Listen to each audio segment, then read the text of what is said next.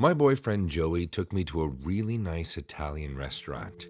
He'd gotten us reservations for 8, and we arrived right on time. The waitress took us to a table in the back of the restaurant. We sat in a dark corner, and the candle on the table made everything seem so romantic. Joey told me to pick any food that I wanted. Money was no object. Joey kept smiling at me, and I could tell that he had a big surprise planned. We'd been dating for 3 years, so the only thing that I could think of was proposal. I knew that if he proposed, I would say yes. I'd probably burst into tears too. I loved him that much. The restaurant was busy, but I felt like Joey and I were the only 2 people in the world. God, he was so handsome. When the waiter came back, I ordered a pretty large meal, and Joey asked for a salad. I thought that was strange. Joey loved to eat. I guess he could see the confused look on my face because he explained, "I'm too nervous to eat a lot." "Why are you nervous?" I asked coyly. He said, "Because I'm about to ask you something important." My heart fluttered. This was it. He was going to propose. "Go ahead," I told him. "Okay, do you see that man over there?" he asked. He nodded toward another table, where an extremely ugly old man sat by himself eating breadsticks. This was not how I was expecting things to go. Yeah. "His name is Reginald," Joey said, "and I showed him your picture. He seemed very impressed." "By my picture?" I asked. "He thinks you're beautiful, and he'd like to get to know you better." "What?" I screamed. Joey took a deep breath, and his smile disappeared. I realized that it wasn't an excited smile. It was a nervous smile. Very slowly, he explained that he had converted all of his savings into some meme coin digital currency without telling me. He lost everything. I was furious. Joey had already gotten burned in his get-rich-quick schemes before. But to think that he lost thousands of dollars? "And what does that have to do with Reginald?" I asked. Joey explained that he figured out a way to earn everything back on the dark web. His friend showed him an auction site where anonymous people would place bids on everything. He didn't have anything valuable to sell, except me. "Are you trying to sell me to that creep?" I asked. I took a long drink of my champagne. "Just for the night," Joey said. "But you have to agree to whatever he wants. And when you come back in the morning, he'll transfer $25,000 into our savings account." I wanted to punch Joey in the face. I couldn't believe he would do this. "No," I said. "Joey, we're done. It's over." I threw down my napkin and got out of my chair. Joey didn't stop me. I expected him to say something, but he just watched me leave. When I reached to the door, I looked over my shoulder one last time at my boyfriend. I caught him giving a little thumbs up to Reginald across the room. I took an Uber back home and packed up all my stuff just to get out of there. I knew I couldn't take everything with me, but I didn't feel safe staying here another night. I filled a briefcase with my essentials and waited at the front door for my sister, Lainey, to pick me up. I was going to stay with her until I could find a space of my own. Lainey said that she'd be there in 10 minutes, and I prayed that Joey wouldn't come back until after I was gone. Eventually, I saw Lainey park her blue Nissan in front of the house. I was about to run outside, but I realized that I'd forgotten my toothbrush in the bathroom. I ran back in to grab it. It took me 30 seconds at most. Then I went outside to meet Lainey, but she wasn't there. Her car was still parked outside, but it was empty.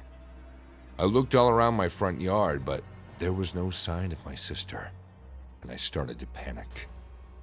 I pulled out my phone to call the police when I saw something move behind the bushes. I walked closer, hoping that Lainey was there, but instead, I saw Reginald. He followed me back to my house. He had a dirty rag in his hand. He didn't see me, though. He was too busy staring at the ground.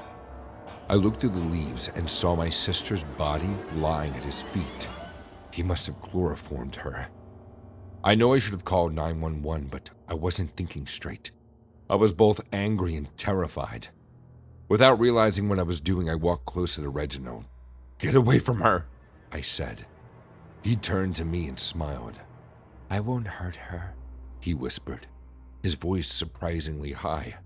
A little weird baby doll voice coming out of a grizzled old man.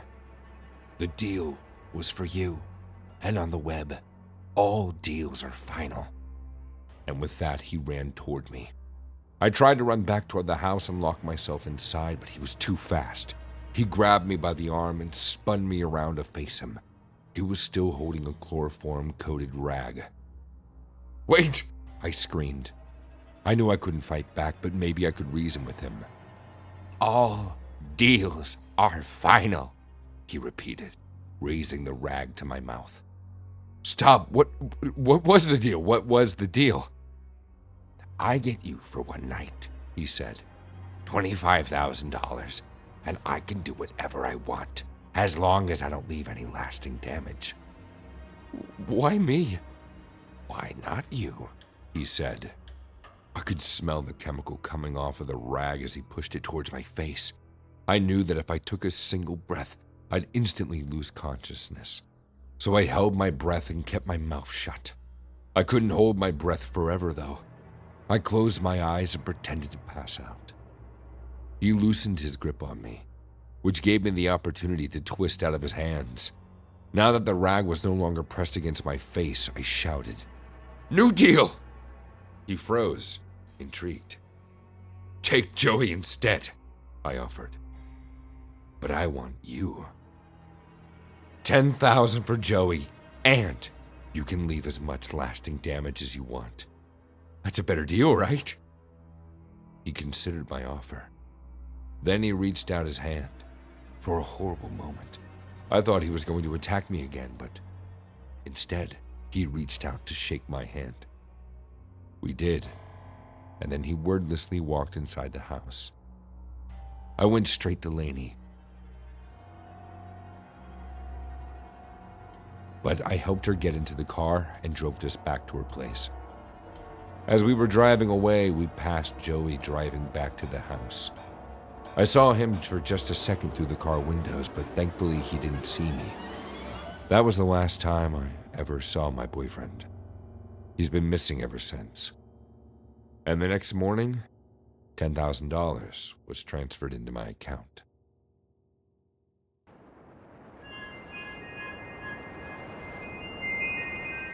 I'm the writer and artist of a pretty famous webcomic.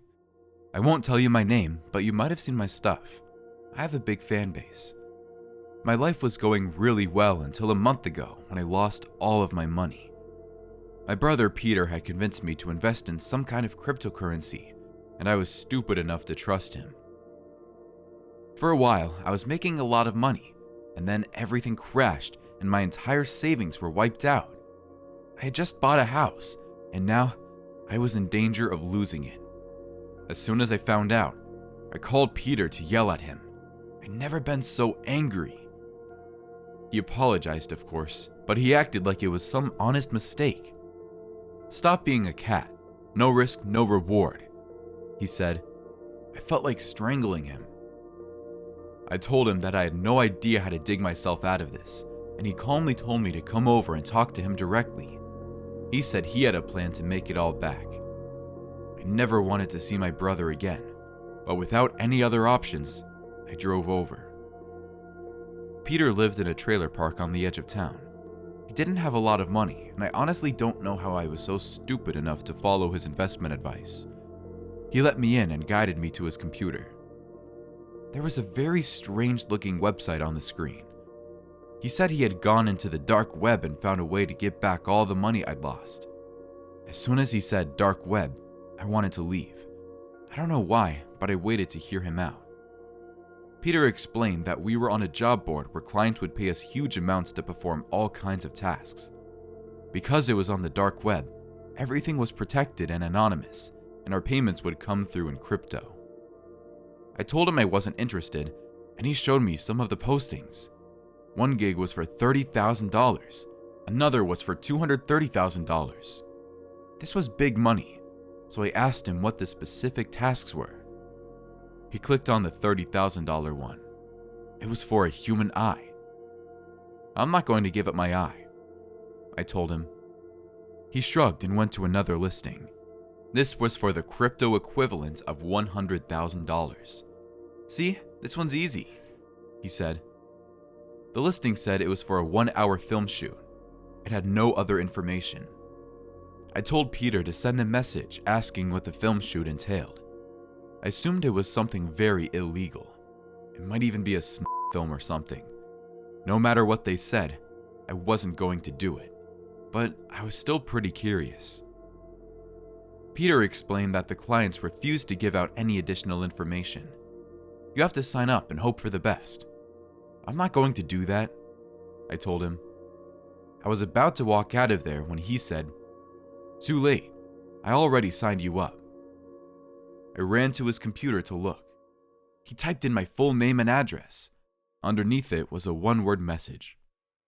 Confirmed. I was so angry, I punched him in the face.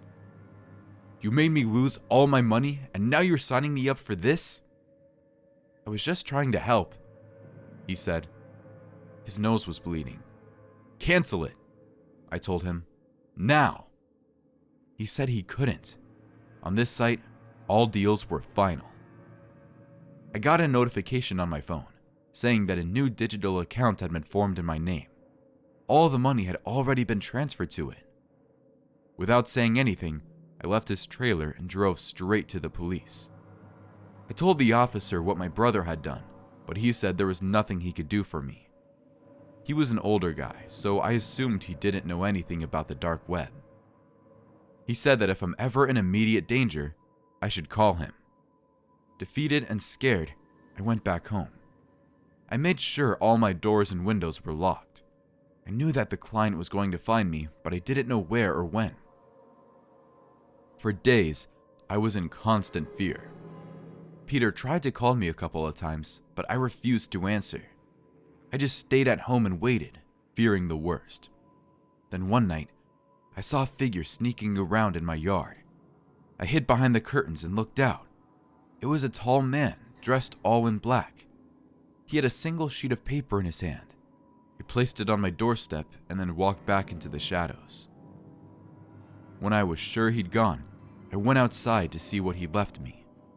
The paper had my name written at the top. Right under it were the words, "Filming schedule. 10 a.m. filming begins. 10:15, tongue. 10:30, fingers."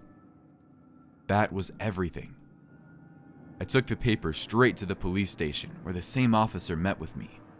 He read through the note, and once again, he didn't seem too concerned.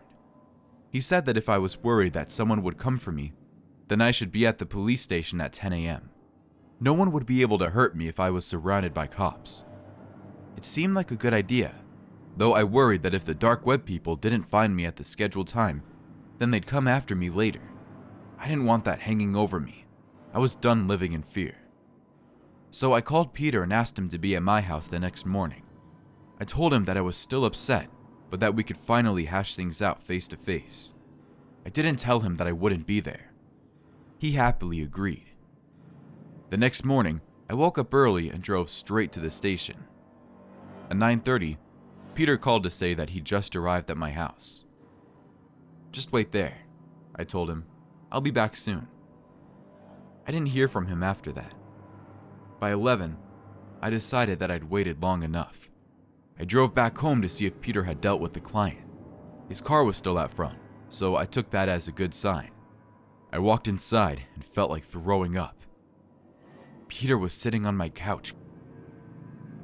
As I stepped closer, I saw that all of his fingers had been twisted off. I ran to him. "Peter, what happened?"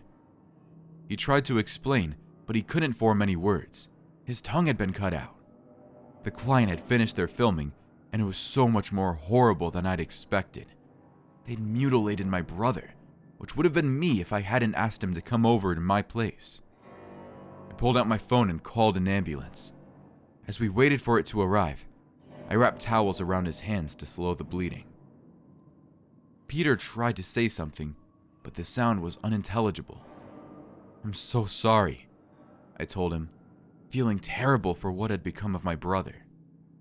But there was another part of me that knew he'd gotten exactly what he deserved. "It's like you told me," I said. "No risk, no reward."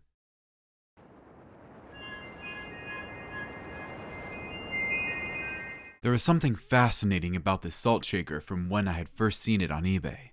I should have known I wasn't the only one who desired possession of such a beautiful piece. It had a tortured look, strange if I must say, as though whoever had created it had made it a piece of art instead of something that should simply be used for its purpose. I thought about this compelling salt shaker for a few seconds, and I must confess, I tried to restrain myself from making a bid for it. I had bought a few stuff from eBay since I'd been in college. It was relatively cheap and at the tip of the finger, but this salt shaker was not something I thought I had needed. Even as I found myself on that sunny Monday morning when I should be working on an assignment that was due later that evening, tapping away on the bid icon for $5 whole. It was big money for a college student, as I was, but I made the bid anyway. I did not feel excited or regret my purchase initially, and I'd gone about my days as I would after my auction had been selected by the vendor on eBay. Just as I was informed, I received my purchase via dispatch 3 days later, and it was there that my problems must have started from. I had no idea how long I had been watched as I went about on campus, but in days, I had observed a strange man following me. He was never too far behind, as I noticed. His chin was neatly shaven, as was his head, and he had hair only on his mustache and on his brows. I never spoke to anyone about it because I had assumed it was just a figment of my imagination that this man simply appeared out of the ordinary and seemed to be everywhere I was, following me about. Campus was big, and there were routes that I could alternate around, so I did.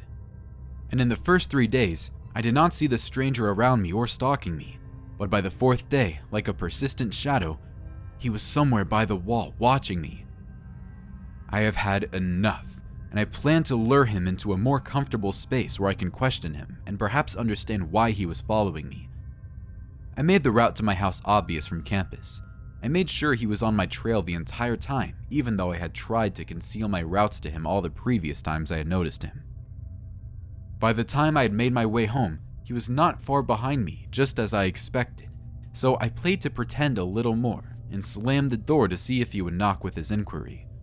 The idea of this small man who had started to stalk me out of the blue and being a nuisance was what plagued my mind, but somewhere in the deepest recesses of my mind, I had a sense of some danger, so I made sure to keep a kitchen knife close by the door. My heart started to beat quicker when I was alone in the house, waiting for this strange stalker to approach the door.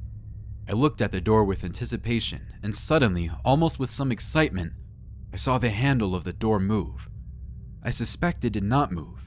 It was yanked as though forcibly attempted. That was strange, I thought to myself. When he tried again, forcibly trying to gain entry instead of knocking, I knew something sinister was afoot.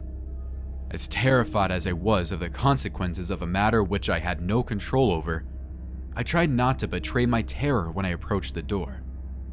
"Who's there?" I asked once I was by the door, with my hand on the hinge to stop him from trying again. "You have no idea who I am," he hissed, like a snake, and his voice traveled directly into my hearing as though the door were not between us. "I need the salt shaker, Alex." He knew my name? The blood in my veins ran cold. My heart stopped and my entire body was numb to sensation. The saliva on my tongue slinked down the back of my throat, and it felt like harsh rock scraping straight for my belly. "Who are you, and why are you after me?" I asked. Immediately alert to my surroundings, I stared straight at where I kept the knife. Then I stopped. The salt shaker? He knew about the salt shaker I got from eBay, and he wanted it. I pressed my ears against the door, and all I heard was the sound of my own heart beating. The revelation made me dizzy. I knew I was in trouble, and it was trouble that I was not sure I could negotiate myself out of. "Open the damn door, Alex," he said, and what followed was the sharpest whack I had ever heard, the sound of a bullet flying through the door. It missed me by inches, and I stared at the hole in the door with disbelief. I hopped on my feet, and they did not fail me. I threw myself on the floor and crawled across carefully as he let off his gun again, 3 times in different parts of the door. I scurried to the corner of my room where I had kept the knife and grabbed it like my life depended on it, because my life did. I saw my life flash before my eyes when he smashed through the door with that determined stride.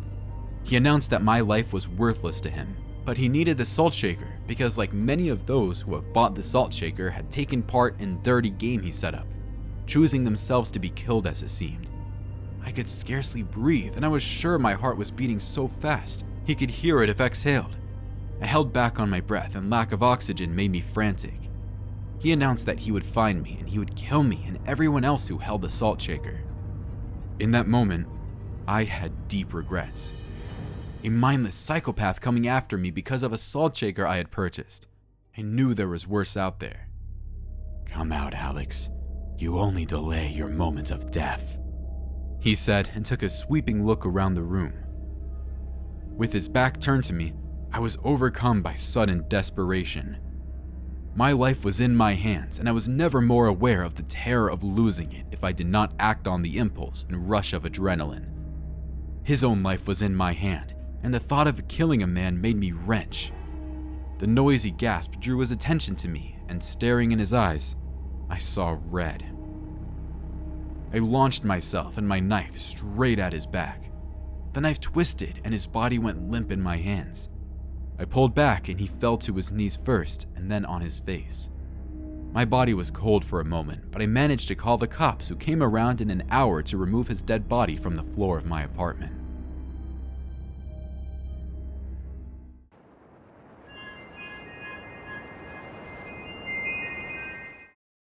My best friend Jimmy always pressured me to help him with his stupid pranks. He had a TikTok channel where he'd post videos of himself jumping out at people or hiding fart machines underneath benches. You know the type. I never understood why he did stuff like that or why he had so many followers.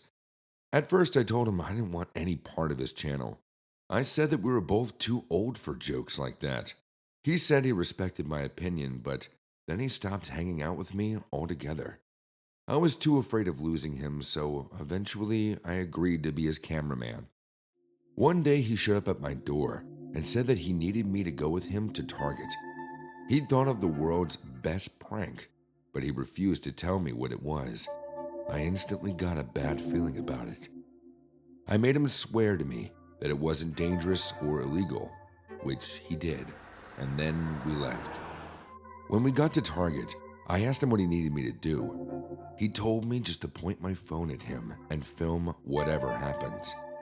He could tell that I was getting frustrated by the lack of information, so he reached into his pocket and pulled out a packet of fake blood. Whatever he was planning, I really did not want to be a part of it. Jimmy went straight to the grocery section in the back. I followed, but not too closely. He saw an elderly woman standing by herself in the cereal aisle. She must have been the perfect person to prank because he glanced back at me and gave me the thumbs up. I hid around the corner and secretly filmed Jimmy as he walked up to the lady. She was looking at a box of cereal, so she didn't notice him coming. He walked right up to her shopping cart and then screamed in pain. He collapsed onto the floor, obviously pretending to be hurt. As the woman asked if he was okay, he squeezed the blood packet.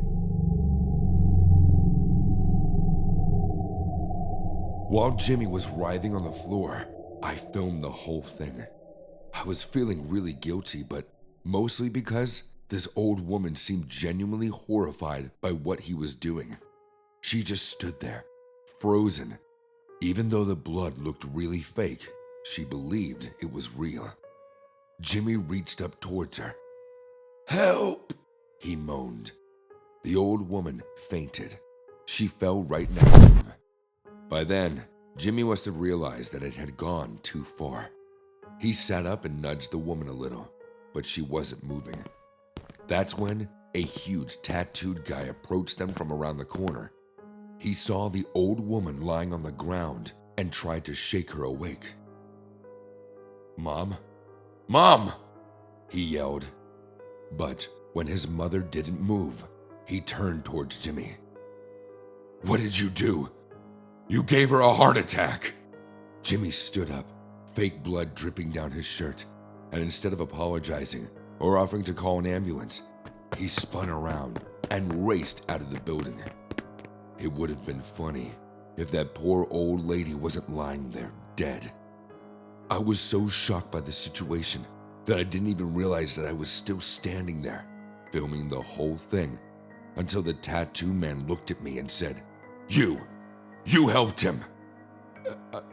No, I'm sorry," I said. Then I turned around and ran off too. Everything had turned out so wrong.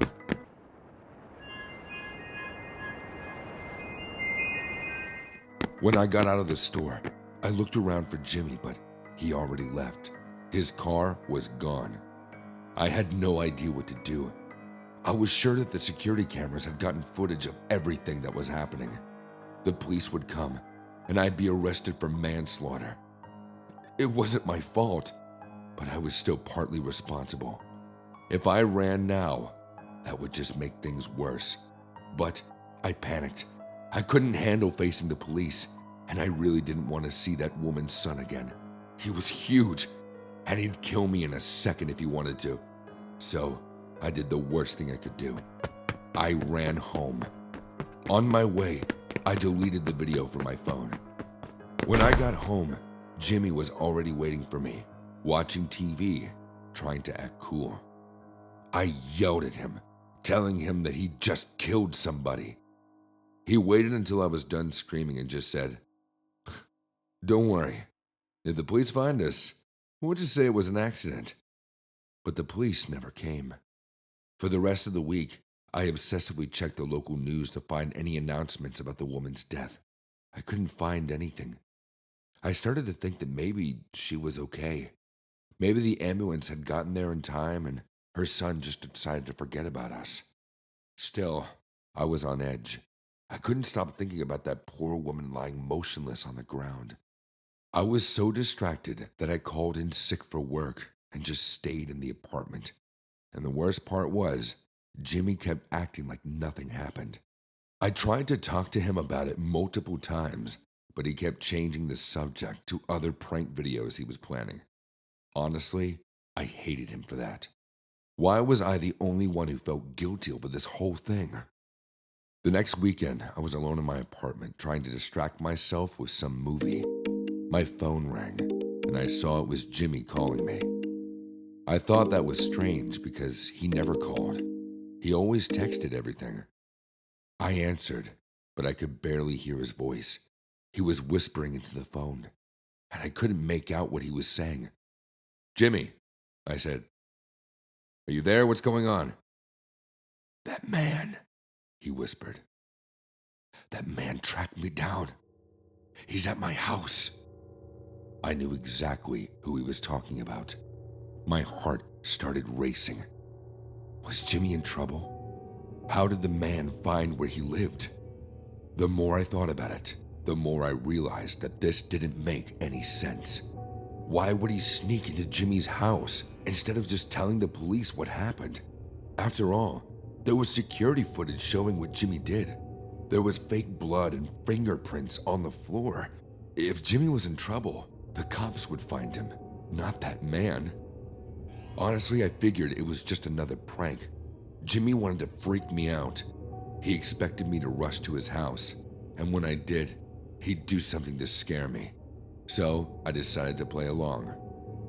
"Oh my God," I said. "Do you need help?" "Yes," he whispered. "Get here right now, please." "Okay," I said. "I'm on my way," and I hung up. I was not about to play his stupid games anymore. I was done with these pranks. The next morning, I tried to call him and tell him that I didn't want to hang out anymore, but he didn't answer. I drove to his house so we could talk face to face, but the door was open and the house was empty. I went inside and saw that his table was broken and plates were shattered around the floor. That's when I realized he wasn't pranking me at all. The man really had come for him. I looked all throughout the house, but he wasn't there. I called the police and finally admitted to everything. I told them about the old woman and the prank video and the phone call from the night before. I didn't leave any detail out. The cops came to the house and I gave my statement. I half expected them to arrest me on the spot, but they just said that they'd be in touch, and then they left. This all happened a couple weeks ago, and there's still no sign of Jimmy.